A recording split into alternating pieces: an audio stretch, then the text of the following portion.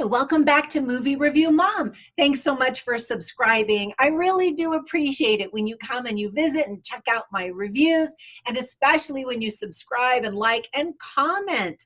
So thank you. So today, the movie I'm reviewing is called Max Winslow and the House of Secrets. Dun, dun, dun. This movie is rated PG. It's an hour and 38 minutes. And the movie review mom grade I'm giving it is a B+.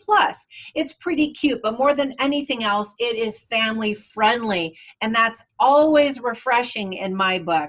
First, let me give you an overview in a nutshell. I'll point out some tips for parents, things I liked and didn't like, as well as themes worth talking about with your family if you choose to watch this movie.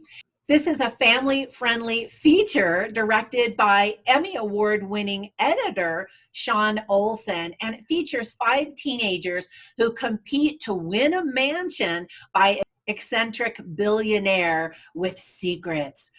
Dun, dun, dun, again.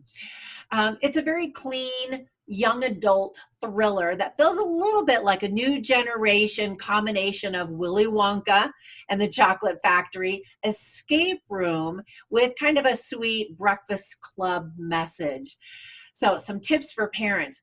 First of all, it's really great to have a spooky movie for families instead of one that's super bloody and gory and really too scary for kids. So this is a really great option, especially as we start moving into September and October, gearing up for Halloween. There's nothing super scary that most kids over 8 years old won't be able to handle. One of the teenagers plays a video game that has some kind of scary creatures that he has to kill in the video game, and that I thought was probably the scariest. There's kind of some creepy stuff, but not like really, truly frightening. So I think that your kids will get a kick out of it.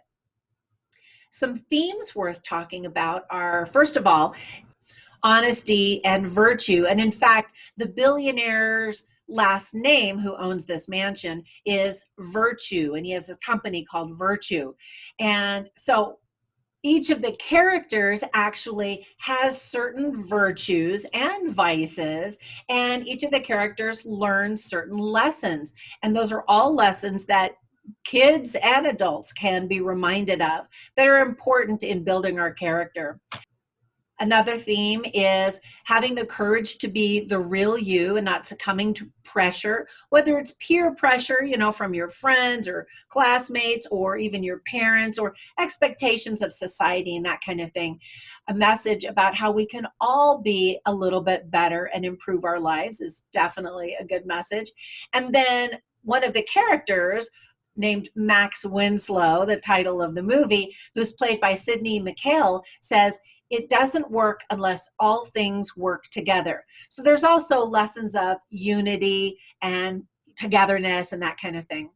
Now, some things that I really liked about it is this mansion has some pretty cool high-tech features that you'll go, oh, that's neat.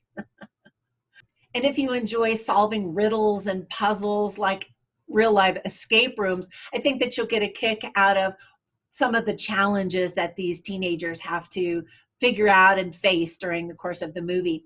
Now, these teenagers all come from the same high school where this millionaire also graduated from. And fun fact, the high school scenes were actually filmed at Bentonville High School in Northwest Arkansas with real students who go to that high school today. So I thought that was pretty fun. The humor doesn't always land, but I always appreciate movies, especially family-friendly movies that have some humor. And it is a drama, but there's also some tongue-in-cheek and some little jokes and some cheesy lines that will make you laugh. Because of the teenage cast, the movie feels young and fresh and relevant. Especially addressing some of the common problems that teenagers have today. There's a youthful vibe to the film, which reminded me a little bit of the movies, the Goosebumps, from the Goosebumps books and movie series. And then finally, keep watching after you think the last scene has ended, and you'll get a few fun scenes that explain some more things. Now, some of the things I didn't like were that some of the acting moments were kind of cringeworthy, not across the board, just like moments where I was like, oh, I would have done another take of that particular actor or actress or moment.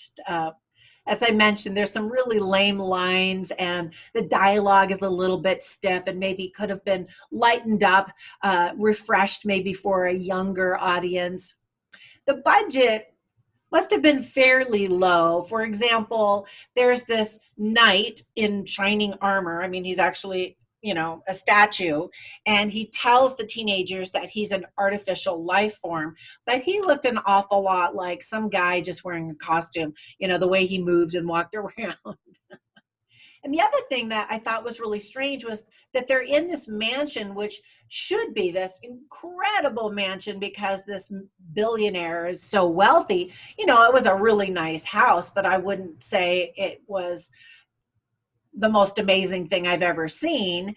And what was odd was that the lights were turned off almost the entire movie as they're in this mansion and trying to work through things. And I kept wondering, why are all the lights turned off? This is making it really hard to see, and especially it will be difficult to see on small devices once it goes to streaming, if people are watching it on their cell phones or really small computer monitors or that kind of thing.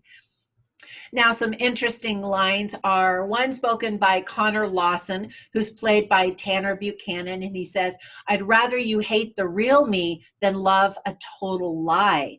So while each character and the house have secrets, the issue of truth and honesty comes across quite a few times in the movie, and I think that that's always a really good topic. Another really great line was spoken by Will Winslow, who's played by Chuck Meir, and he says, "Forgiving me won't change what happened, but it could change what will happen to you." That's really powerful. And when you see that scene, you'll know what I'm talking about. And then finally, Atticus Virtue, the billionaire played by Chad Michael Murray, says, "If technology can create a problem, then why shouldn't we let it create a solution?" So technology is absolutely a running theme throughout the movie. And you'll see that in the characters and how they respond to challenges in life and that kind of thing as well. Now, some movies that I mentioned that are somewhat similar that I recommend, and I've got links down below if you want to click on them, rent the videos or buy them or whatever, are Escape Room. But now that one is a lot scarier and more brutal, not as family friendly, but it has lots of puzzles and riddles and that kind of stuff. It's a lot darker. This one is kind of a fun family flick, right?